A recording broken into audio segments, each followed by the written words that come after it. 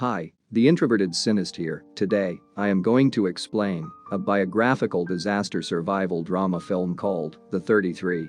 Warning. Spoilers ahead. Kick back and take care. The scene begins with a retirement party arranged by Mario for his colleague Gomez in Copiapo.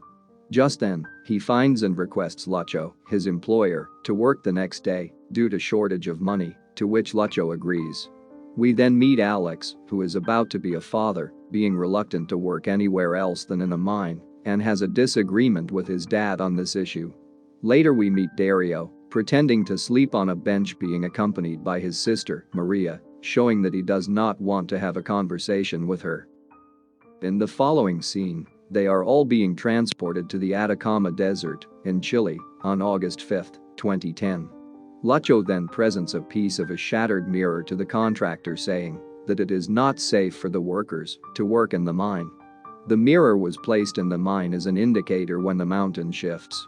The contractor nonchalantly dismisses it and says to get back to work. Lucho, now upset, sets out with his workers into the mountain. The workers pray as they get in, being optimistic. Mario then says to a new worker that this is the only way in and out.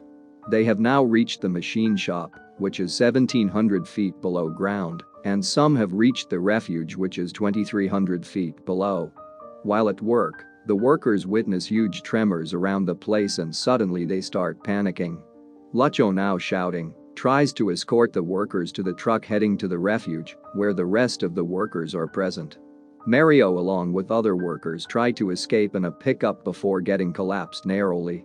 To make matters worse, the pickup accidentally crushes into a rock, damaging it. It is now too late for all of them to escape through the exit and are now completely trapped in the mine. Afterwards, in pitch black, Mario tries to assist others with the help of a torch and later instructs the rest to look forward, saying that they are now hopelessly witnessing an unmovable mountain rock. The news spreads like wildfire about the collapse in the mine, panicking the rest of the family back home. In the mine, Lucho tries to calm everyone down in the refuge and says to wait for help, but Mario thinks otherwise and leaves searching for ladders for them to escape. The family of the workers get violent around the property and refuses to leave without getting any news. Maria, with great haste, says that the department has an ulterior motive behind this because there were no rescue teams or drilling machines rescuing the trapped workers, and instructs the rest to stand their ground.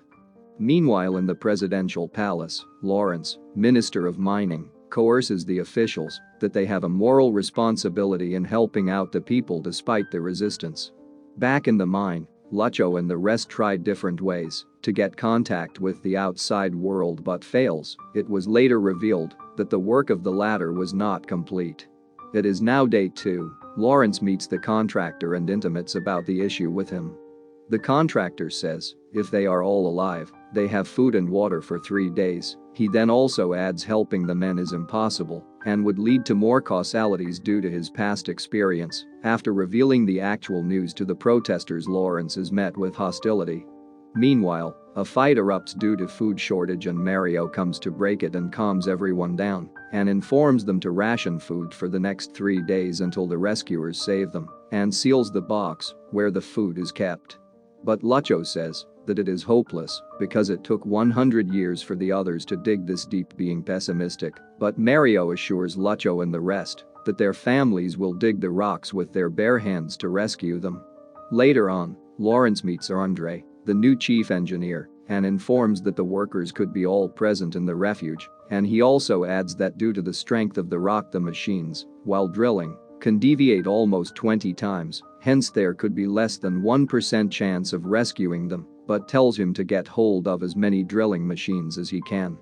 Day 3, Mario tries to ration the food for 24 hours, and meanwhile the drilling machines arrive to the site. The protesters are now elated to see this. The engineers have now reached a point closer to the refuge. Listening to the drilling sound getting closer, the trapped workers become overjoyed, but suddenly it is revealed that the machines have wrongly drilled the wrong area, and the workers are now frustrated due to the outcome. The group have now reached to the last tuna can for them to survive, but now hallucinates them enjoying delicious food from their family members, being elated to see them. However, they now come back to reality and have their last sip of tuna juice and share a last laugh. The following day, Andre called off the mission and Lawrence is furious about it. They both have an argument on the issue and Andre says that it has been 16 days and it's impractical for them to have survived this long, and says to Lawrence to stop giving false hope to the families and tell them the truth. Later that night, the families now sing a song to commemorate the workers beneath them. Then Lawrence meets Maria and hands him a delicacy saying that she means well and cannot learn from her mistakes. Fortunately, seeing this as a clue, Lawrence rushed to the site to inform Andre to aim indirectly so that they have a chance of reaching the victims. Andre, now impressed, tells Lawrence he thinks like a miner now and re-begins the drilling. Suddenly, in the mine, a drop of water wakes up Mario, much to everybody's surprise. It was a drilling machine. Everyone, now overjoyed, tries to paint the end of the drill and attach a note on the end of the machine. Lawrence and Andre, now elated, hug each other, saying that they have found progress, but the work was not yet complete and continue with the rest of the drilling. They now start communicating with their families through a camera, and food and supplies are being transported to them through a pipe and is assured to be rescued within 3 months. Later, it was revealed by Mario's family that Mario is very famous and has been given a lump sum money for a book deal, to which Mario says to keep this news to themselves. But later the group reads this news in the newspaper and is confronted about the issue to Mario. Due to an ego clash, Mario is ostracized among the others. It is now day 54. Dario visits Mario and talks about his issue with his sister. It was then revealed that Maria abandoned him since childhood because she wanted a life of her own, and he was mad at her all along and is confused as to what to say when they all get out, to which Mario says you hug her and forgive her. Just after, Mario has an emotional breakdown and says that he agreed to the book deal to provide for his family, but he couldn't sign it because he considers them as his brothers and they are going to pull this together. The gang then hugs Mario and forgives him.